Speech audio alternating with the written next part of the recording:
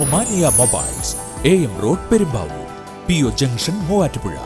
സെക്രട്ടേറിയറ്റിന് മുൻപിൽ കഴിഞ്ഞ 2 മാസക്കാലമായി ആശാപ്രവർത്തകർ നടത്തിവരുന്ന ധാർമ്മിക സമരത്തിന് ഐകദാർഢ്യമായി പഞ്ചായത്തിന്റെ തനത് ഫണ്ടിൽ നിന്നും മാസം തോറും 1500 രൂപ അധിക ഓണറേറിയം നൽകാൻ ബജറ്റ് വഴി സംസ്ഥാനത്താദ്യമായി പ്രഖ്യാപിച്ച വാരപ്പെട്ടി പഞ്ചായത്ത് പ്രസിഡന്റ് PK ചന്ദ്രശേഖരന് സമരപന്തലിൽ ആദരവ് നൽകി.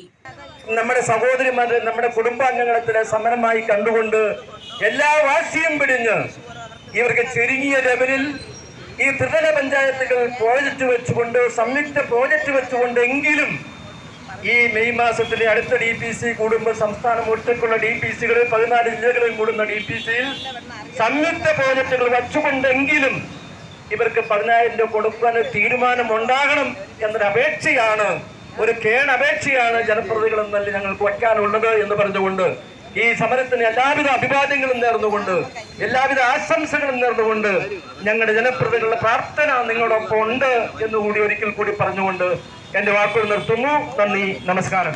ആദരവ് സമ്മേളനത്തിന്റെ ഉദ്ഘാടനം ലത്തീൻ അതിരൂപതാ വികാരി ജനറൽ ഫാദർ യൂജിൻ പെരേര നിർവഹിച്ചു. സമരസമിതി പ്രസിഡന്റ് VK സദാനന്ദൻ ചടങ്ങിൽ അധ്യക്ഷത വഹിച്ചു.